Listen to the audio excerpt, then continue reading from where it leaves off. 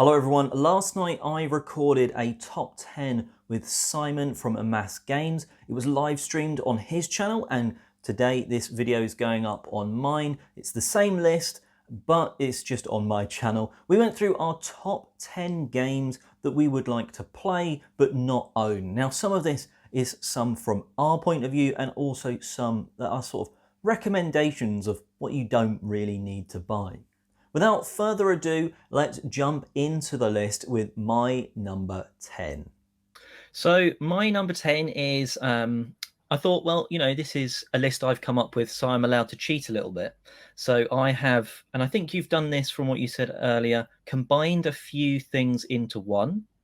So I've gone for Unlock, Deckscape, Carta Ventura, Micro Macro, or Macro Micro, whichever way around it is. Micro Macro, yeah. Basically an escape room style game or something that you can play through once and then you're done. You're then sat with a box that's either, taking up room on the shelf, or you can't play them again. Now, some of these, like Carta Ventura, you can play through maybe 2 or 3 times quite happily, but most of them, it's once you've played it, you know the puzzle or the twist. You don't really want to ever play it again. So I put this as my number 10 games that you want to play, but you don't really have to want to own them. And going to like a board game shop, like cafe, where they've maybe got some, is maybe a great way of actually playing them. Yes, you did mention Exit there, I don't think, but my very first Exit was probably one of the best ones, which is The Abandoned Cabin. It's amazing how the first, knock out of the park, how good they did with that one. Played it as a 4 with some people who are pretty hardcore gamers in the sense they play a lot.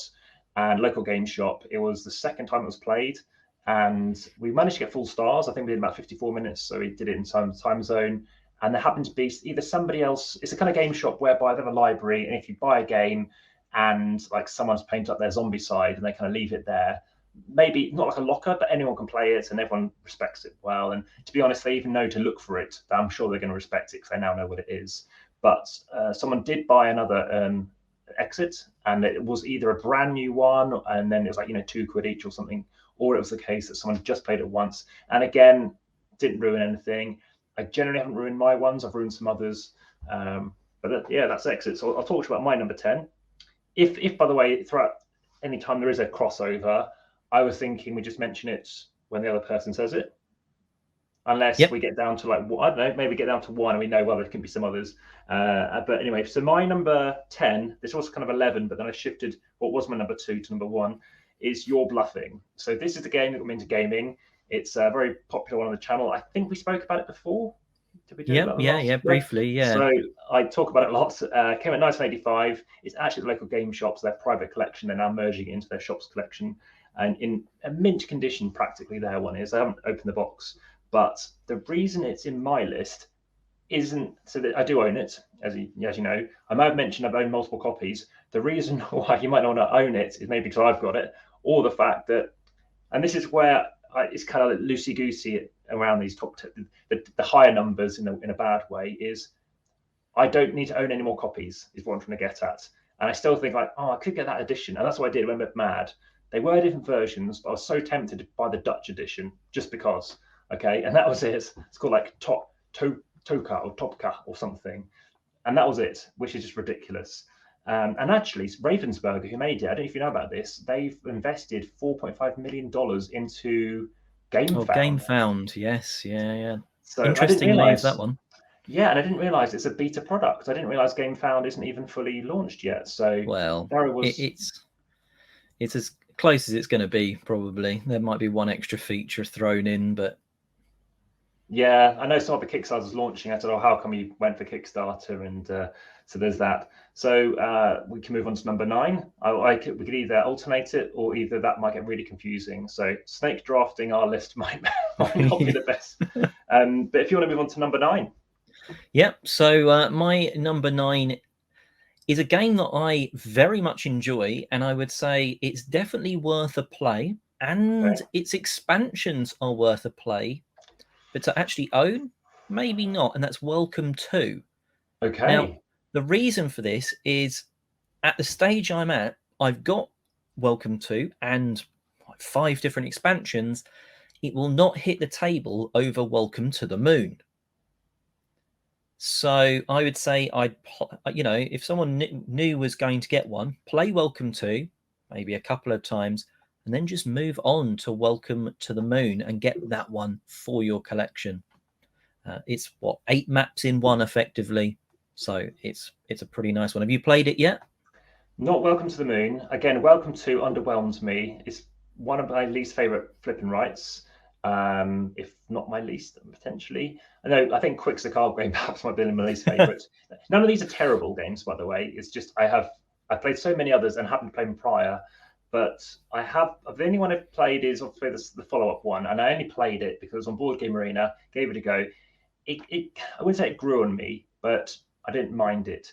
But again, the choice of games out there, even today, someone who I've played a lot with online said, "Why don't you game with me more?" And I'm like, I don't have to game with this game if I could be playing something else. And I'm not saying all games are good, all games are bad. All games are well designed, generally speaking, at least ones which are worth playing. But there's always that utility, which I learned about in accountancy years ago, which is about how much, like, do you want a chocolate bar? Oh, yeah. Do you want another one? Sure. Do you want another one? And it's that kind of thing. Whereas we were playing Tekkenu, however you want to pronounce it, Wednesday, which did go late, and actually Tuesday night. And in terms of Fields of Valor, which I've talked about before, they said, "You've played it 52 times," and he hasn't played many of his himself. We did have a viewer, and they popped off again. And so, yeah, the third one I haven't played. I know someone who has it, so that will be played after SlagCon, I think. So probably next Saturday or Saturday after next, basically. So, but my one does involve cards. You might love it. The next game I do give an 8 out of 10 to. So again, you have to kind of think about your games in terms of how much you like them, and that's Love Letter. So Love Letter is, I know, this was when I was like, do I really want to put this on this? I know people who have Love Letter, so I play their copies. The reason I'm putting it, again, it's a different reason every single time, and again, hopefully this makes sense, is you play the games, you have a filler like Love Letter, and suddenly you're like, do I want to be playing this right now? Or let's grab out a filler. People might say maybe Azul's a filler. There's other games which are definitely in the filler category. There's lots we can talk about. Love Letter looks like it's a filler because it's just 16, 18 odd cards, but actually it can take an hour plus, again depending on who you're with. And I've had games go on really late into the night and I'm like, I just want to go home now, and it's like, it's how it is. Oh, let's play to a cube shorter, or suddenly it's speeding up. No, because you're up to 3 out of 4 cubes, then everyone else gets the cubes. And generally speaking, it has this bizarre catch-up mechanism whereby it doesn't seem like it can occur, but it does, even though there's no statistics, I think, behind it. And that's why it just looks like it's almost like an invasive species. It doesn't look like it's going to do much. It looks cute, but actually, and also it's the fact that I'm just going to play this and randomly try and, stun you. I've played the deluxe. I've played multiple copies bundled into one. I've played numerous editions. I've played obviously the original ones. There's a certain factory edition which doesn't even have a full BGG branding for it. But do you own Love Letter? I have a feeling you may, do you? It's comfortably in my top 10 games of all time. Okay. So it would be as far from this list as possible for me. For everyone else that I know, they probably don't need to own it because I've got it. I think the catch-up mechanism is the fact that if you've got more points, people pick on you. Yeah. But in this game, it's so quick and you're eliminated, but it's only for like a minute. I don't have a problem with that. It's when you're eliminated for a long period of time I have issues. But the fact that you can be out on your first card, but within like a minute or two you're back in. So yeah. Generally speaking, I agree with that. I mean, I have seen longer eliminations, but I agree. Generally speaking, those mechanisms mean you shouldn't be out for very long at all. The fact that you are getting eliminated is definitely something people don't like. If you're introducing a game to someone, probably not Love Letter, knowing there's elimination in it. But hopefully my points were valid about it isn't a 20-minute game. People think it is, and it is more like 45. Like I said, an hour and a quarter. I've experienced more than once, quite a few. It depends who you play with. And again, if they're like, and 6 to 7 minutes later, and they still haven't got there, which, yeah, it is what it is. Like I said, that's why. That's 10. that's why I like Love Letter, is the fact that it can be played, and often is here when we play it, at least 20 minutes. And then you go, let's play again. Let's play again. And that's how it gets to the the hour long. And it's, but I think that's a good sign when you want to play again straight away, and then it turns from a filler into a not filler, an evening filler rather than a gap filler as such. But no, I agree. Like I said, 8 out of 10, and my average rating is 6.3, 6.32. So 8 is, really up above that. It's not, like I said, I'm not dissing it. We're not saying we hate games. All these games, they're all at least an 8 out of 10. There's one which I'll talk about another time, but it's on that list. But yeah, let's move on to number 8. Let's see if this is in your top 10. I don't think any others are probably in your top 10. I don't even know your top 10, so I'll try to keep that quite distant at a reason. So yeah. So my number 8 is a game you have mentioned, but it's not on your list. How do you know it's on my list? Well, it's not been on your list yet. Sorry. All right. Okay. So in the last one, you mentioned Azul. Okay. Now, I'm saying you don't need to own Azuls. Fine. Own one of them. Yes. I have all 3. I know there's a 4th one, but that's not here yet, realistically. I know there's 3, and I own 3. Realistically, only 1, maybe 2 of them get to the table. Okay. That central choosing mechanism that makes them all similar, and like the family of games of where you're taking some colored tiles from the middle. I love that mechanism, and they are different, but just pick the one that you find the best, because otherwise they're kind of too similar to have all 3 in a collection, I'd say. I think the other issue with Sintra, people, I think Tom Bass in particular likes Sintra the best. The trouble with Sintra, I think, it's just to be too dark on the front cover. I think it just doesn't, and that's what obviously they had to go back to, maybe with some feeling, I don't know. But I think people definitely kind of pass by that one compared to the others, just based on looks. It's the more gamery. It's the more gamery of the 3, because you've got that option to pass. And you think, and you teach it, and you're like, and you pass. What a wasted turn. No, because you use that to screw other people over. So it's really mean. And I think maybe that meanness means I don't like it as much, because if you ever teach it to someone new, you can screw them over when they can't even see it coming. Yeah. I think Summer Pavilion, the 3rd one, it is my favorite, just because it is bright and colorful. And you've got the bonus wild ones, which it feels a bit more forgiving and a bit more friendly to play, but still having the choices of Azul sort of thing. Which is your favorite? So I was going to say the original's my favorite personally, and that's, I think, due to the fact it's the missus, not mine. So it's like, yeah, okay, so let's put it on the shelf like that. We have the 1st edition. We were one of the first to get the first of the 29,000 print or something left in the UK. So we've still got the original cardboard tile and stuff. We've obviously have the expansions, got the promos, we've got the really hard to find extra factory tiles and stuff like that. But I was going to ask you, so people are like desperate to get them off me. But what's your view? I mean, have you heard about those extra factory tiles? Yeah, I'd seen some of the different promos and stuff like that. I actually, one of the Essens I went to, they had some of the bits for sale, and it was it was do I buy this or do I buy another, like basically use the money towards another game, and another game won out. I don't think I played the original enough to have warranted paying it, so I'm not too upset I missed out. But you know, promos are always nice, aren't they? So which one did you have?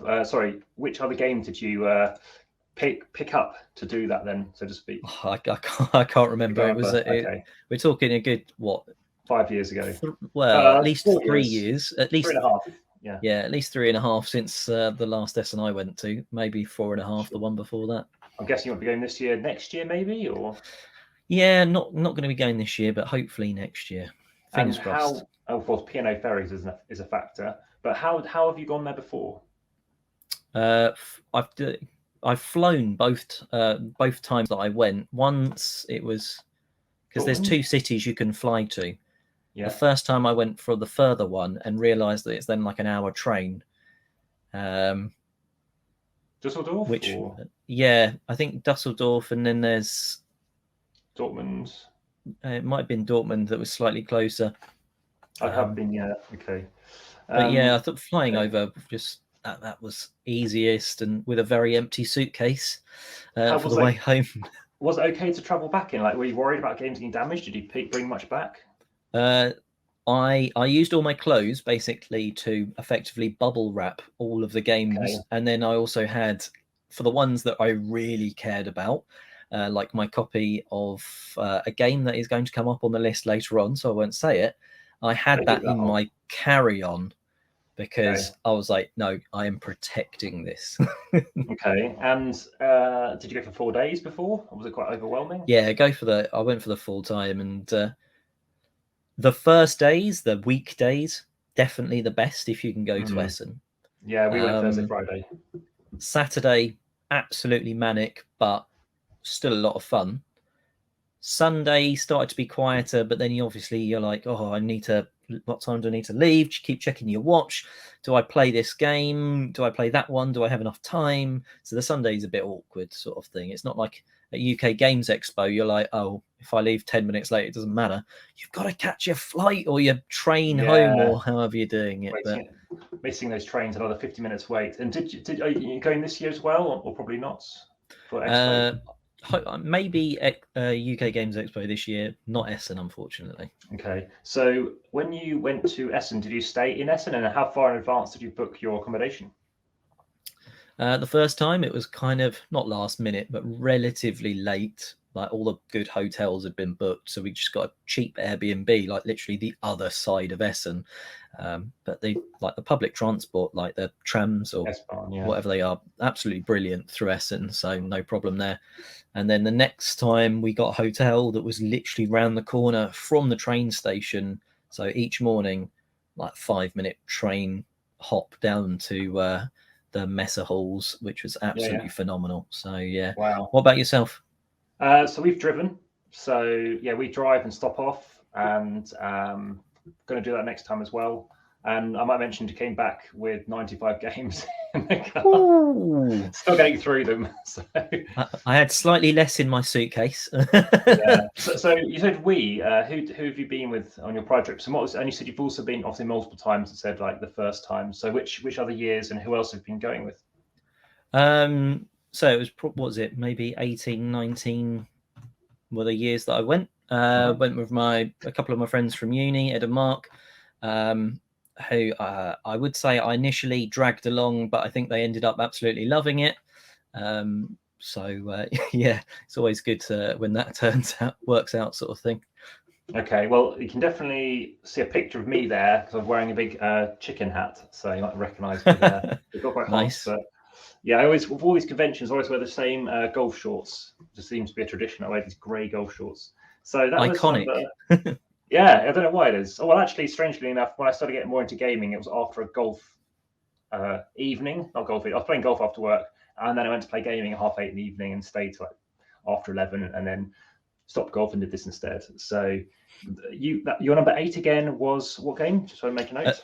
Azules. That was Azules. So, okay, what's your number 8? I have 2, not the third one. So my third, this one is you kind of touched on it with the unlocks and stuff like this, but I think it's slightly different, and that is around trivia games, memory, and learning stuff like that, which is different to unlock. It's more about you've learned something, now you know it. It's not fair. So I don't own any Trivial Pursuits versions ever.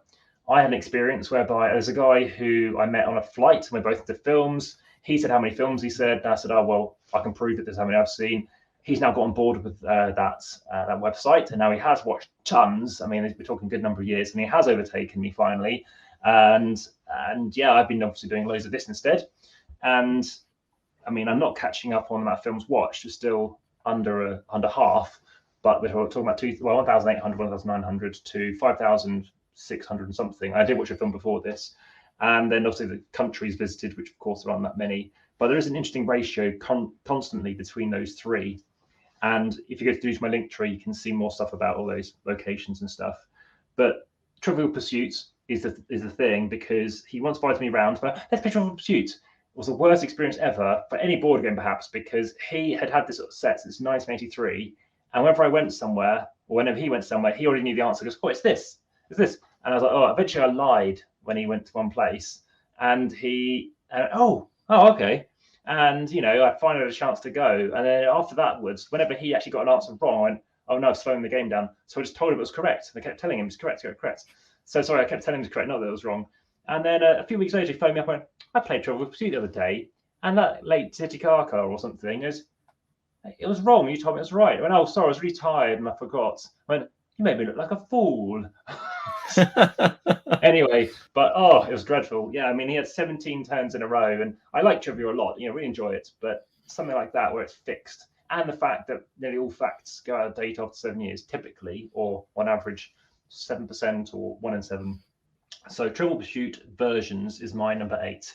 So any views on that? No, I think right. The last thing you said there, I think, was like what has put the nail in the coffin of that style of game for me is the fact that you own that sort of game, and in like a couple of years' time, it's like, oh, who is the current prime minister? And you're like, okay, when was this printed then? So that style of question. I love the sort of more not going to know the answer, but go for a ballpark ones like Wits and Wages. Yeah, where crapshits. Yeah, where you're guesstimating a rough answer, or you're then maybe trying to work out of the options who's closest, or something like that. But it's just they've wiped the floor for me with like Trivial Pursuit or ones that can go out of date, basically. There are some games like that. There's a few. In fact, there's some economists who made a game which actually hasn't really taken off. But yeah, Wits and Wages, same designer as Evolution. I was actually watching up about Wits and Wages yesterday on a podcast. I did interview him, I felt like a while ago, but somehow I don't know what happened to the recording. It was an audio recording, I think, or it was for some kind of written review and was taking the audio version. I'm not sure what happened to that. But yes, I was looking up Wits and Wages. But even then, it's had like either 7,000 or like 11,000 ratings, 7,000 names. It's still not massive. In fact, of the games that I've still got my shelf of shame, some of these games have hardly got any amount of ratings. We're talking 3,000 at most, but Tekkenu is pretty new, and that might be why. That is Trivial Pursuit number 8. Right, so for my number 7 is a game that when it came out, it was extremely hot. Everyone had to play it. One of those style ones. It is a roll and write. Would you like to have a guess? Well, I'm going to say Pandemic, then, but it's roll and write. One of the very first ones that really exploded. Okay, well, it couldn't have been St. Malo because that was the first one to do it. The first one to explode. Maybe you're thinking Ganshon Clever, but I am indeed Ganshon Clever. Now, the reason for this is that since I've played it in app form, I have not touched the physical board game. Okay. It's just the app does it so much better in terms of you just tap, you know, do a couple of bits. You're not having to faff around with actually, I know it sounds really bad, faffing around rolling all of the dice. You can very easily see what you've got, what options you've got. It's just a smoother experience. I wouldn't play that anymore. And there's so many better roll and writes out there now. Despite it being at the time, everyone was like, "You need to play this game that's in German, Ganshon Clever. It means this." It's like, it was good. That's pretty clever. But yeah, I first played it at the UK Games Expo actually about 6 p.m. One of the evenings at about 2018, maybe in fact 2017, and 6 out of 10 the original. The other two though I do give an 8 out of 10 to. I do have Clever Cubed. I do have it laminated, and the second one I do have a copy of, but I haven't laminated it yet. I think I have played the third one digitally, but that was on the website. And it's not on this list, I won't tell you. But Knock 'em Out, you might know, it's pretty much my favorite game of all time. Try the app. I mean, you can try it if you have Google Play or something. You can try it for 2 hours and then just get a refund if you want to. That is incredible. That's so addictive. that like Julia and others I know, they just have to uninstall it for a while because it's just that good. Excellent app. I mean, I love playing it. I've got all the different colors and combinations. Inkrus Markham Sprant, obviously brilliant designers. I think one of the top tier designers. What's your views on them as designers for a start, obviously, and then about Nocmal, which I'm not sure you've played. No, not played that one. Well, yeah, they are normally hitting it out the park, or even if they're not hitting it out the park, it's solid. You know you're going to get a good, at least 7 out of 10 experience, and then there's some which go higher. What would you, apart from that, what would you say is that your favorite of theirs? Well, that is my favourite. I mean, I have played quite a number of their games. Exits, of course, depending which one you play. And I've played. There's 24 exits now. There's 20 exits and 4 puzzly ones.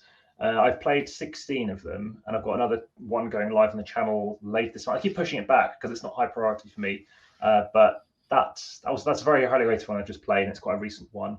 So I've also do like a video which is unboxing it, telling you how to play the game, and then I do the review, which obviously a lot shorter, so you don't spoil it. Very good experience, not sort of design. I know quite a bit about the history of Exit as well, because it was Ralph Querfarth, who is the editor, who said, I want to make an escape from the box, and he got Inkrus Markham Sprant involved. He's been involved with the puzzles, which have been one of the more lower rated ones, because he likes to ensure that the components absolutely do get destroyed. And the most recent one I'm reviewing, they deliberately say on it, oh, you don't destroy it. You can play it with other people, give it away, blah, blah, blah. So it's interesting I've changed tact. Other games by them that I like, Guatemala Cafe, that's on the channel too. And I've had really good positive reviews about that as well. In fact, it's the very first video that I didn't do how to set up. It was literally already set up because it did take a while. And it comes with free coffee beans, which, because this was a cheap copy in a shop, that local game shop, it ended up being like dusty. So unfortunately I got binned, but I would have ground up. I'd still drink out of date coffee now, even today. 10 years out of date, I still don't mind it. Other games by them, Rajas the Ganges, of course, dice placements, a good 8 out of 10 game. There's a lot of really good games by them. So anything by them is definitely worth checking out. Anything else by theirs? Oh, Village. Anything else by them that you've enjoyed? No, to be fair, Rajas of the Ganges is the one that instantly comes to mind to me. Really, I like games where there is dice involved, but a 6 can be good for you in one turn, and the last thing you want in the next. I really do. I like that when it's not just roll the right numbers. It's you roll them and you're like, okay, I can do this with these and stuff like that. And a bit of manipulation. There we go. As long as you've got that when dice are involved, I'm normally quite happy. They also are doing, I played Bravo, which is kind of like a more advanced version, let's say, of Nocmal, which I don't like. I don't recommend it. I've left it in Germany. So it's just, well, we have 2 copies of it, so we've left it over here as well, but it's just like, nah, let's not play it. They're doing the new Andor Junior as well, which I haven't looked into. So I might look into that, but I thought there already was one. No, sorry, I say there is one, but I don't know if it's in the UK yet. Really, I'm not entirely sure. Right, fair. But anyway, so there's that. So that was your number 7, and this is a crossover. So I say it's a crossover. I've now written down the actual word which you put, because I thought if I have to give a single game, then it's not your game, but I think you'll pick up what I'm going to say here. It's Sherlock Holmes Consulting Detective. So that I bundle with. You shouldn't really bundle with it, actually, I guess. And let me just double check in case I'm doing it somewhere else. No, it's fine. So it's the same, in my view, in some respects, as Exit, Unlock, all the undo. So I played, like I said, 16 exits, 26 unlocks. I've got another one showing on the channel later this month, which is more of a rarer one, quite hard to get. In fact, it's not a big box, I'll put it that way. Also, there are 7 undos. I know the 8th one I've ordered and it's on its way. There's been some delays due to 2 years of Chinese shipping problems and stuff. Deckscape, I've only played 2 of those, and 1 Detective. The Detective ones and Deckscape, have you played many of them? Yeah, really enjoy I've played more of the Deckscapes. I particularly liked there's the newish one, the Pirate versus Pirate, the team versus team one. That was quite good. I've only played 1 of the Detective ones, definitely would the like to Roses give one. those Yeah. more of a go. Yeah, it's tricky. I mean, I know they all kind of like delayed in coming out. And Sherlock, there's these small box games called Sherlock, like Last Call. Have you seen those? I've played all 6 of those. Well, I say all 6. There were only 6 at the time, and now there's more. I definitely have done a ranking on them, like I have with Undos. So you might prefer a complex one, a bit like Exits. Some people don't like the complex ones. Some people find the easy ones too easy. I found one of the easy exits took me way longer than a complex one. And one of my lowest rated exits is a 4 out of 5. And I found it really easy, bam, bam, bam, bam, bam, which is weird because like, am I penalizing myself of doing well at it? It just doesn't make sense. But it's interesting because other people have found the hard ones easier, and it's just maybe how your mind has to think about it. So now we're on to number 6, I guess.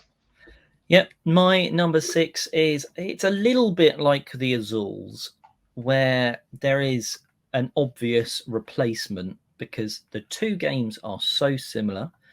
It's The Crew versus The Crew, as I did a video like that on my channel. I would say there is basically no point having the Quest for Planet 9 in your collection if you've got Mission Deep Sea. They do exactly the same thing, but Mission Deep Sea is just a little bit more streamlined to get to the table. You just use the deck of cards. It's just that easier to play. It's still not a game I would ever play with someone that's not played a trick-taking game, because that would end very badly. But no need to own the original. Just get the new one. Absolutely. Yes, I've only played both on Board Game Arena, and I've actually really preferred the second one. Every time it's my turn, I'm like, oh, I'm so happy. It's just that good. And the first one I gave like a 7 out of 10 to. The second one is 15th best game of all time currently, something like that. So yeah, and with the first one, I remember even before the first one came out, at least in English, because again, I follow lots of stuff in Germany, and I posted around saying like, this game's called Die Crew. It's just so funny. And yeah, I just obviously really like the second one. We're still playing through it since like September last year. It's a game that you're right, you don't need to own it because of Board Game Arena, to be honest. So speaking about that, hopefully I'm not touching on any toes for the other ones to talk about, but anything on, say, because of Board Game Arena that there are definitely games that I preferred in person, nearly all of them compared to Board Game Arena. But are there any, and I've got a whole 58 videos on my channel to do with Board Game Arena, things that are also there. But are there games which you think you don't need to play or either have or whatever because they're on Board Game Arena? Because maybe they're better implemented, saving time or whatever? The only one that, well, I had the Ganchon Clever because of the app, not because of Board Game Arena. Yeah. But one of my honourable mentions, should we say, is, and I might get a little bit of hate for this one, is Gloomhaven. Okay. Because... Okay, with the Tabletop Simulator, is it? Or the Tabletop Simulator one, it works very, very well. I have played it a little bit on that, but there's also now like a actual Steam game, so you get like the actual like 3D visuals and everything. Yep. And it's Gloomhaven is such a pain to set up and to actually keep track of everything. If that game had an app to do half of that, it would be so much better. And the fact that on Tabletop Simulator there's bits that are automated, or on the actual video game, like the elements that you evoke, it's done for you. It's so much easier to play. So that, Gloomhaven would be my honourable mention for that exact reason. Ease of play. I have started Draws the Line, I think, since we spoke last. So was meant to be again yesterday. Unfortunately, it's been postponed yesterday's session. What's your view on the fact? I mean, I really would love there to be an app for either of them. I mean, particularly for Gloomhaven. Steam, again, I need to use the computer. I generally, Board Game Arena and stuff, I use my phone. How can I mean? Is it $8.99 or something? $9.99 for the Steam thing? I can't recall the cost of it again. I'm not sure because I reviewed that one. Okay, right. Separate conversation. you know my details. Okay, so that was number 6. Mine also begins with a G. Do you want to see if you can guess what that is? I don't think you would, but no. Okay. I'm not even going to try. All right. Oh, I'll give you a clue. It's a very heavy Euro. Not very heavy. It's regarded. It's by Lacerda. By Lacerda. Does it have cows in it by any chance? No. No, nothing in Grand, right? No, it's No. it's the Gallerist. Oh, Gallery. Yes. Yep. Okay. Yep. Quite a simple reason, and that is it's a bit of a teach. It's not a really hard teach, to be honest. That is a very fair reason to not have a game, to be fair. Yes. I thought, okay, just pick one. And it wasn't really, there's many other things I could have picked, to be honest. I just felt picking that one. I haven't had to teach it. And that's maybe why, I don't know. There's so many games like, oh, yeah, I have to remember to learn and teach that one again. I just thought I'd pick one that's not in the collection. Because again, there was like one game that is in the collection. I wanted to keep that as a unique theme as it was. And hence the Gallerist at number 6. Any other games that you find particularly like, oh, it doesn't have to be complex, but I don't want to have to deal with that one? Well, to be fair, I think there's always times when you're a bit tired and you're like, oh god, that one rule that I need to explain. No game is actually really sort of jumping out at me to be like, this is a super hard teach. I know there are certainly games out there where you get it to the table and you're like, okay, we're going to go through this rule very slowly because it doesn't really make sense while I'm teaching it. But later on, like half an hour into the game, you'll be like, oh, it makes so much sense. There aren't certainly games like that. And yeah, that's a very good shout for why you shouldn't own a game and let someone else own it and teach it for you.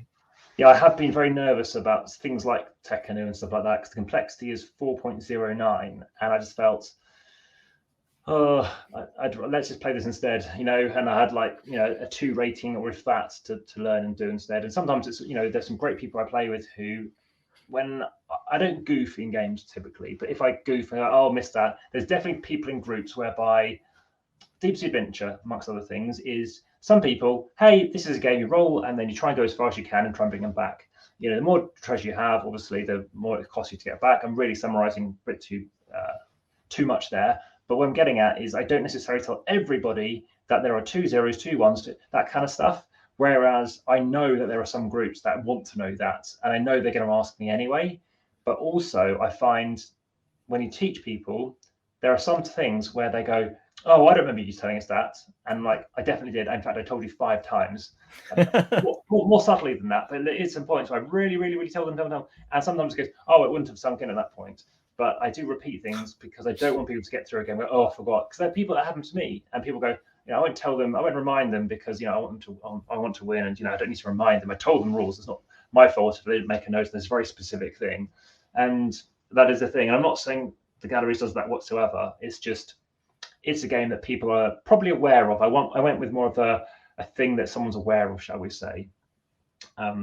But there might be a similar theme with my number 5, but there's another thing that's even a stronger point for it. But I'll go with your 5 next. So my number 5 is that mystery game that I spoke about earlier that I sort of hugged the whole way home from Essen to make sure that it survived. Is it and that Albari? It's not. No, it is. It was a game I picked up in one of the mass trades. Oh yeah. Effectively, and it is Battlestar Galactica. BSG. This is the game. Well, like for the logic of the list, this is out of print. It's going to be some of the prices you see, or someone trying to sell it for on like the Facebook Marketplace or Marketplace on Board Game Geek or whatever, and you're like, Jesus, that is crazy. Yeah. But for a Battlestar Galactica fan, it is Battlestar Galactica. Literally, they've taken the DVDs, they've somehow squished and got all of the content out and into this game because it just feels like you are playing the series. It's almost as long, some people would say, but it is absolutely a phenomenal game. But just because the price and the effort you'd have to go through to actually get this game, play it if you can. But actually trying to find it would be quite hard. Especially, I've not played. Is it Unfathomable? Yes, that's a new one. And to be honest, I'm not Yeah. really interested. If it's just a reskin, I don't know if I need to play it. To be honest, I mean, I don't know if it is just a reskin, which as far as I know where it is, I I think just I think they've changed one or two rules, but it Mhm. sounds like it is effectively an Arkham Horror reskin. And I get it. Okay. They've not got the license anymore. The game is phenomenal. And some people will probably prefer Arkham licensing, but Yeah, the game that's pretty licensed. Yeah. it felt like Battlestar. It Mm. really did feel like it. I don't know how well that game would work with a different theme. Now I've not played it, so I can't say one way or the other, but it is the right theme for the right game to make it brilliant. Yeah, it's interesting because Lord of the Rings is very immersive. Arkham is very easy to jump into. To be honest, there's something about it being, it's the 20s, what's 100 years ago now, and stuff like that. But my number 5 is actually longer than you watching the entire Battlestar Galactica, Okay. and it's significantly longer. In fact, it's the longest game there is. It's the campaign for North Africa. It's too long. It Okay. takes 42 days. It takes 60,000 minutes. So it's Wow. longer than Battlestar Galactica, all episodes, all 178 or 78 episodes, times 5 or something like that. And again, talking about Teach, I was looking this up today. In fact, I've known about it for years, but I know that people are rating it. Oh wow, it looks wonderful, 9 out of 10. Or I've read the first page rule book, 10 out of 10. Or I've taken my first solo turn, 10 out of 10 or 8 out of 10. I'm like, I've now actually put something. My first ever comment on a game I've not played, not rating, to a comment saying, please do not rate something if you haven't played it, because that's like going to a film and actually, if you're a film critic, reading the script is so much different than actually whatever they could do to it. There'd be the cinematography, the acting. Obviously, if there's terrible sound effects, dialogue, of course, dialogue gets changed as well. Obviously, if they don't turn the lights on, all that kind of stuff. So, and Tarantino is an example when they made True Romance. He wrote it, but obviously it was Tony Scott, obviously Ridley Scott's brother, who actually did the direction, and therefore they lost quite a bit. So obviously it's not regarded as well as any of his other stuff. So that is my number 5. Campaign for North Africa takes 42 days. Wow. That's featured on the Big Bang as well. So there we go. Theory. Okay. My number 4 is a lot shorter. You could say it's incredibly topical to board games over the last couple of years. You could say it's got one of the most tedious, boring themes of a board game ever, and that is Container. Okay. So this is a game, and I love to explain. This is a game where you have factories that make containers. You then sell those containers on. You then go and buy other people's containers. Other people then come to your warehouse with their lovely big ship and buy your containers, take the containers off, and then auction these containers. And if that doesn't bore you into oblivion, it's a phenomenal game. The reason it's on this list is price, in terms of the anniversary edition that Mercury Games put out. It's absolutely amazing. It's got these chunky, heavy boats.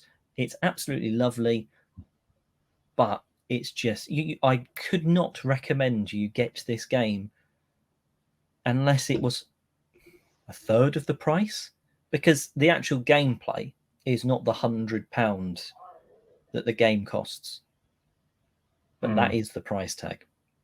So I did get a geek message during the stream, not for watching this, but the fact that there is this person owns it. He lives in Reading as well as I do, and they have Container. He loves it, and yeah, we're definitely going to give it a try. So we'll talk about that when I get onto it. So another good reason why I don't need to be buying it. And I mentioned on a prior stream, I think with yourself, or when we last caught up, we spent over an hour and a half post stream just chatting anyway.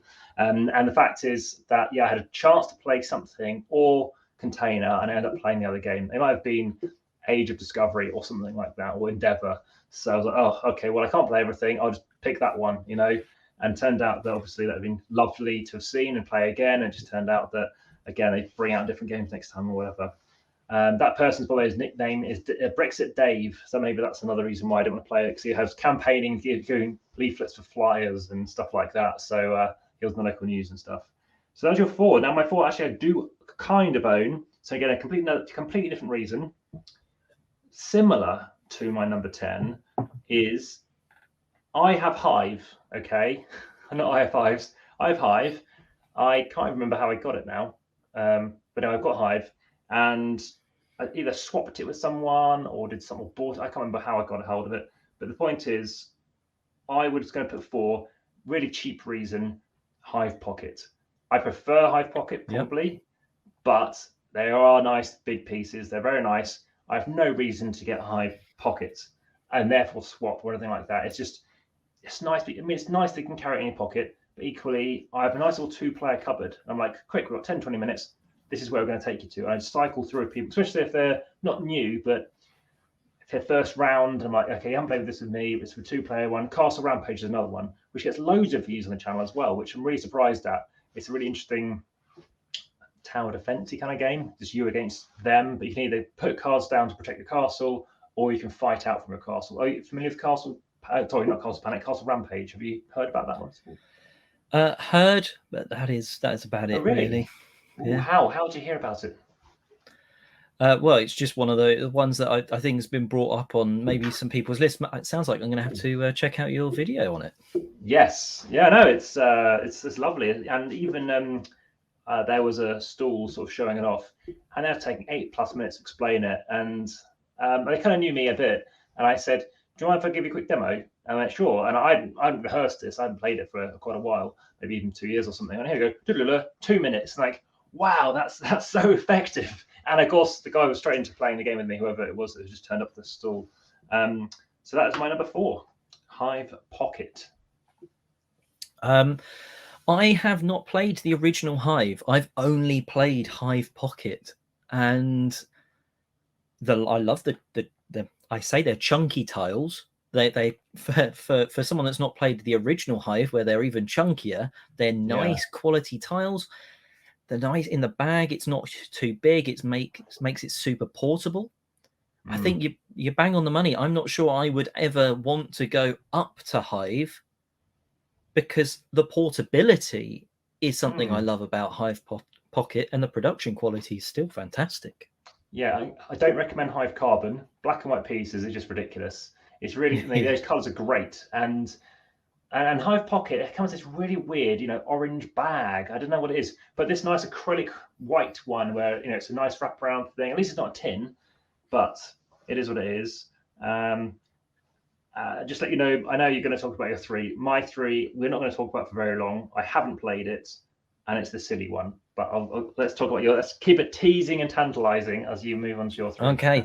Well, my number 3 is interesting because it's also a game that I haven't played. It's also one that some people would say it sort of treads the line between serious and silly. And it's a game that I had an opportunity once to play it, and I'm a little bit gutted that I missed out at one of the conventions, and that is Captain Sonar. Okay. Now, I haven't played it, and I really, really do want to give it a go. But there's no point in me owning it, because I don't think I ever have had maybe 1 or 2 game nights where I would have had the full 8 people that would have actually played it. Now, I've had game nights where there's been 8 or plus people here, but they wouldn't have actually wanted to play. So I could never see myself physically getting it to the table. But if someone else is getting it to the table and I've got the opportunity to join in, I want that opportunity, and that's why I've put it on the list. Even though I've not played it, it could be awful. I doubt that, and everyone seems to say it's brilliant. What do you think of it? You're nodding away. Is it brilliant? Yeah, I think it's great. I can't recall exactly what to give you out of 10, but at least a 7 or an 8 or something like that. I've played it at a 5, 6, 7, 8 numerous times at all of those player counts. Obviously, 8 is great because everyone has to use an individual role. Sometimes I play a 4 against a 3, and I might play. If I've played it more than the others, then I've been in charge of 2 things. I've got to manage 2 things. You can house rule some bits about drawing inside the lines. I played 3 against 3, as I mentioned. So you switch around, see who's more experienced or whatever, to then control 2 boards. That's really fun, when especially when you're in the middle and like, I need you to do this, I need to do that, I need to do this as well. And then you need to tell them to come back and talk to you that stuff. It's real time, like Pendulum, which again, I've got a video on the channel for that. People might not like it. If you don't like real time games, you might not like that stuff. This is much more an intro for you for this. Viticulture, I still prefer Pendulum over that, just because it's the same kind of tech tree approach. Tech tree isn't necessarily viticulture, but it is that idea of being a Euro engine builder. Like, I need to do that, to do this, to do that. Which reminded me earlier, I made a note about doing a solo playthrough to that at some point.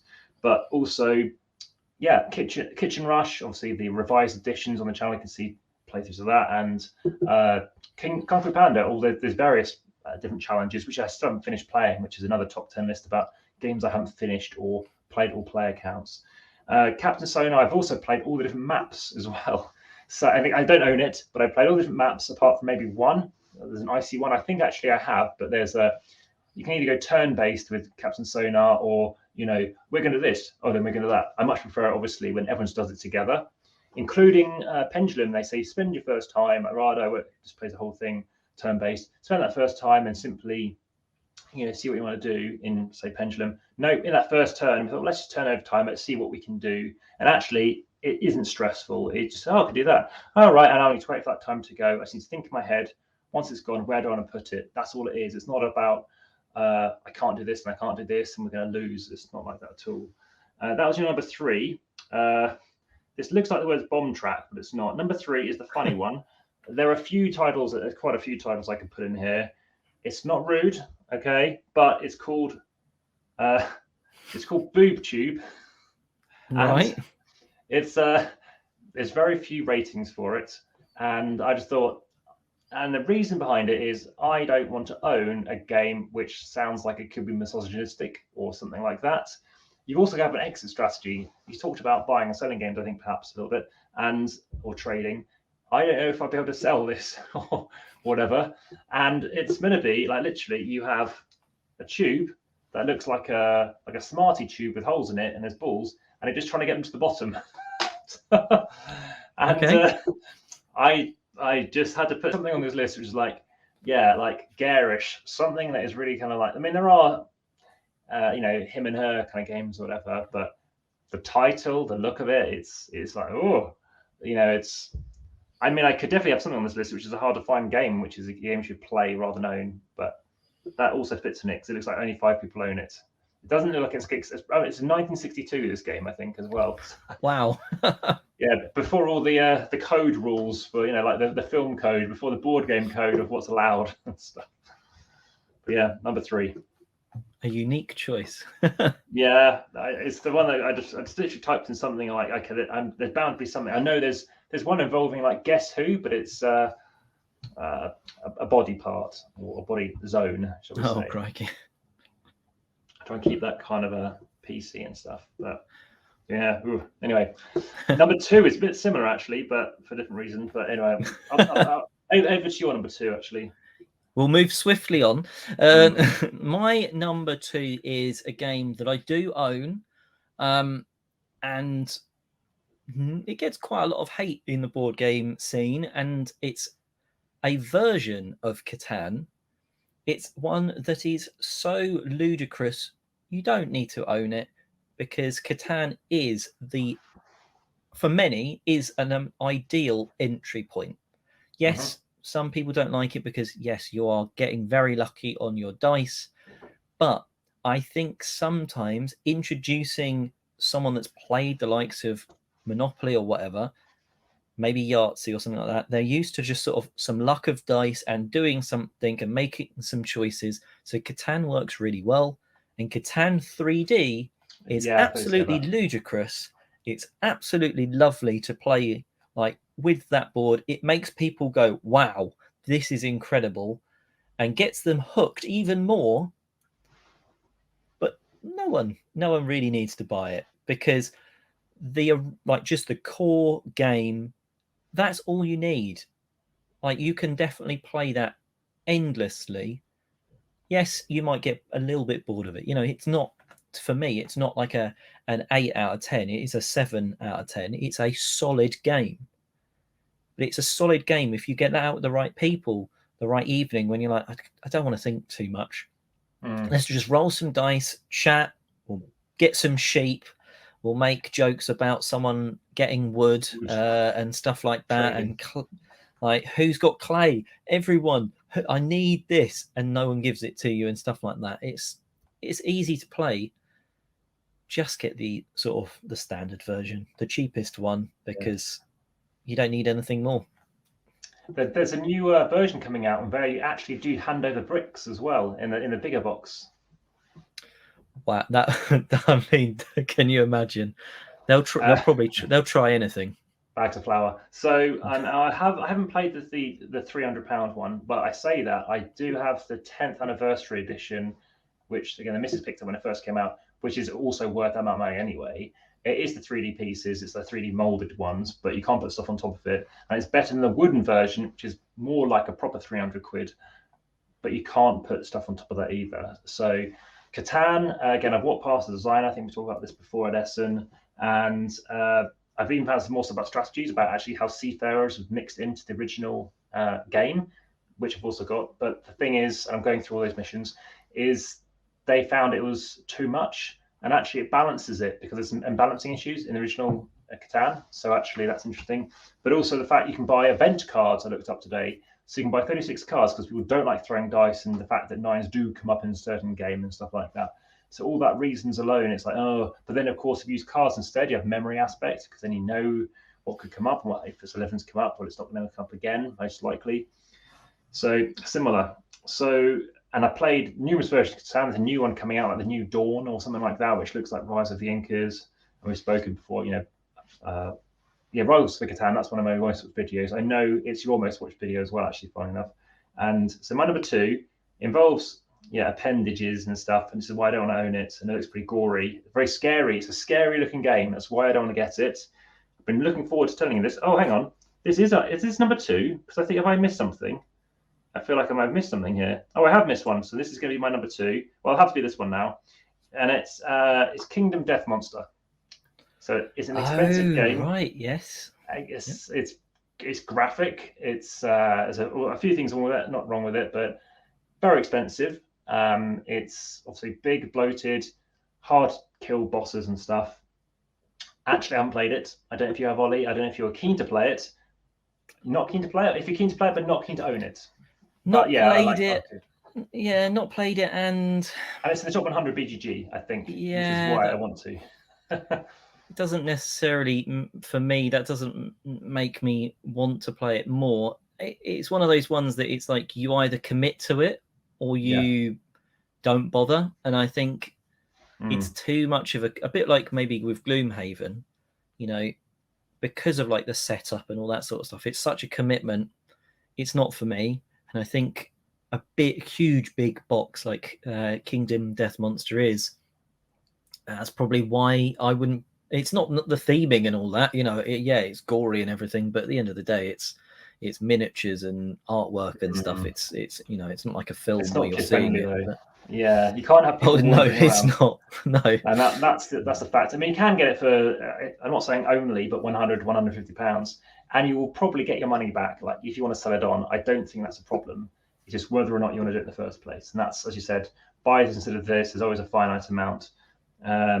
Which gives me, I think it's a really good like closing chapter for my number 1 now in terms of the key reason. The key reason is what we're trying to get to here. That's our journey today. And over to you though. What's your number 1 game to play but not own? So this is a game in my collection. This is a game I got as a review copy before it came out, and it was one of the most amazing delivery days ever. And it is Twilight Imperium 4th edition. It is an amazing game. It dominates the table. It dominates an entire day of play. But it comes up with incredible situations. Like there was one time, one event card from the agenda deck basically nuked the central Metal Rex planet and everything just surrounding it. So many ships that had been built up were destroyed because we managed to outvote the person that was there. And then there's tech trees. There's just, you're throwing plastic miniatures at each other. And you would maybe expect I'm going to go down the same one as I've done a few, the price, but no. The reason it's number one, there's not too much of a meaning to it being number one, but it's because it sits there on the shelf for many, many months at a time. Then it comes off the shelf and you have that incredible day that you can play it. And then it goes back there for another maybe a year. And certainly in the last couple of years, it's sat there taking up a lot of room, not being played, no chance of being played. I have played it recently, not my copy, actually. Okay. But it's an amazing game to play, but it's expensive. And how often is it going to hit the table? Not very often. Okay. That's why it's. Have you? I'm going to say, have you enjoyed Twilight Imperium before? Well, movement is the thing that really crippled me with playing that game, because I just laugh at the amount of complexity with movements in that particular game. The fact, oh no, you leave your ships and you do those ships and stuff like that. With all these various streams we're doing recently, I couldn't recall if I did mention it, but yes, it was an 11-hour session playing with 5 new players. I happened to win it, thankfully, and got, I don't know, 11, and other people on like 6 and stuff. Thankfully, each across the line just rushed it. The second game, though, I was playing with, including her with a couple, whereby she was saying like, well, don't pick on me to her now husband, pick on someone else, I'm going to give you a lift home and stuff. And then I was like, oh, okay. And it was just like, never again playing a competitive game with those guys because of that. And so that has frustrated me in that respect. Yes, it can take a long time. There are other games I can play in a short amount of time, not worrying about movement or the fact I've now moved and then have ruined myself and stuff like this. Because if you are it's not as bad as like a Star Trek Ascendancy where you are literally just limp for the rest of the game, waiting to, the game to end, because you can't really be killed off either. There's no respite. You can't just, do seppuku or harakiri or something. It's just, you're stuck. So that is something to be aware of.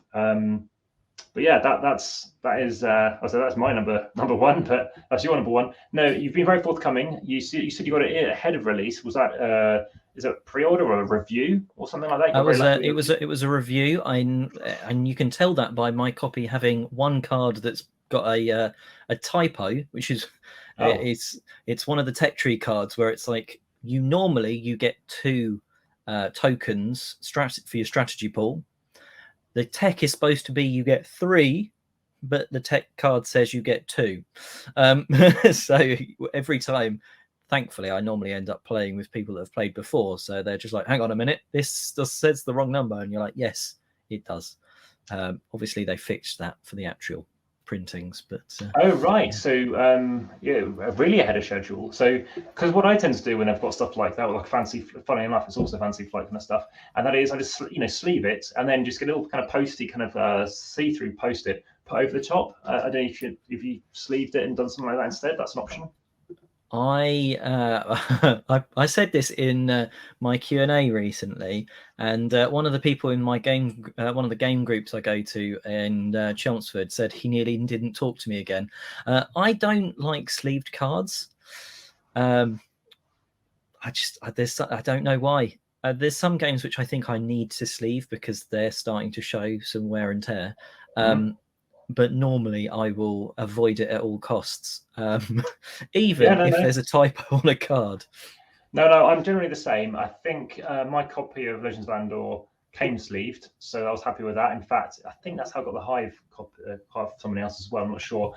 But there are some games like Tainted Grail, which they do get marked and they get tatty. And my copy of Coup Handle may well be sleeved now because it's just so grease stained and whatever. And a game like that where there's bluffing involved, you want to keep an eye on those cards. It's nice to shuffle some cards, and I have seen some people really damage some cards as well. I don't have enough spare sleeves to then do them all, and I don't have enough to then, or not have enough to then go, right, I'm going to take them all out and do this. So I don't disagree, and it's also about space, about will it even fit back in the box and that kind of stuff. So my number one is a game which I'll tell you the reason first. Main gaming partner is out there, whatever, and that person does not like this game. If it's in the house, it might disappear. Put it this way. Wow. So if they're not going to play it, it's a factor. And there's definitely loads of games which I haven't played in every year. So I wouldn't feel that TI4 isn't a game that I would say you don't have to own. There's numerous games I can tell you I haven't played this year, which I played like this year in particular. I've played the majority of my games. We're talking over 85% perhaps. And unfortunately, my phone is charging. Otherwise, I'll tell you all the app statistics and stuff. I'm trying a bit more focus. I was dissing around to check some other bits relevant for this. But my number one is a complex game with a hard to catch up mechanism, even though there's that expansion. I've personally gone well with it, but I didn't win. But I think some people don't like it, and it's a heavy-ish game. I didn't think it took that long, to be honest, as a 3 in particular. Again, I enjoyed it, but it's not well received by many others. For that reason, I probably wouldn't get it and buy it, because I have a feeling I might not get others interested. And I think you generally do need about 3 players, which, to be honest, is a fairly decent, nice amount of people, especially for a Euro. It's the kind of classic, size group to play it with. And that game is, have a guess. I'm not sure. Food Chain Magnet. Yeah, it's one of those games that the production quality alone would make it very hard for me to sell someone on it, to be fair. Yeah. Easy to sell on, I reckon. But oh, yes. Yeah. It's depending on obviously what kind of deal you get. Obviously, it's in its like 8th printing now, something. Splotter. I don't even recall seeing them at Essen, to be honest. But again, this would be a first full 4-day experience. But even on the Thursday and Friday, man, people bashing past you. I mean, the etiquette, it wasn't great. I don't know, obviously, UKGE, like last year, wider aisles, at least last year was wider aisles. I don't know what it's like at Essen. Nice. I know, yeah, it was really nice. I mean, last time at Essen that I went, and pretty much when you went, 200,000 people went. Last year, they had 98,000, which is still a huge amount of people going. I don't know what they're anticipating this year. I think it is going to be up on that, maybe 150,000. I believe it's still masks. I was told it's still masks, and for 4 days wearing a mask, and it's hurting your ears. I don't know. I've now learned what masks to wear better. They did it at UK Games Expo. What was it, last year? That was like you pretty much had to wear a mask and all of that. And to be fair, that was absolutely fine. Partway through the day, I just popped outside, had a bit of food, obviously took my mask off to eat and then popped it back on and went in, and I was absolutely fine, to be fair, wearing it all day. And obviously things can change between certainly now and Essen, let alone now in UK Games Expo this year. It's, I think it was the particular strings that I was using. They really rubbed, can't speak now. So that was a factor. And I even knew people who were wearing, like, they had modified looped things, which I'm definitely going to look into investigate and find. I know I've seen some, and I think I've got some spare, hopefully. And that's what I'll definitely have to wear, because there are some or preferred grades, obviously, to wear as well. So, yeah, but obviously there's lots of progress. So, that seems like it's the wrap. That's our clapperboard brought down on that one. Was there anything else you wish to bring up, or anything else to discuss? I don't know. The next one, and that could well be some time off, or we can end the recording as chats. So, I was just trying to see if I had any honourable mentions. Gloomhaven, because of the app, which I think we actually touched on. Big City. I said Container on this list. I think maybe last time we actually spoke about Big City. They are basically for the exact same reason. So I just picked one of them. Should have just said both, because of it's an amazing game, but it's about 3 times the price it should be because of the component quality, which is brilliant, but not needed. Just trying to see if I've got any other honourable mentions. No, I'm trying to think. You said like you said Food Chain Magnet, and it did get me thinking. There are some games that I like. Number 9 is probably a good example.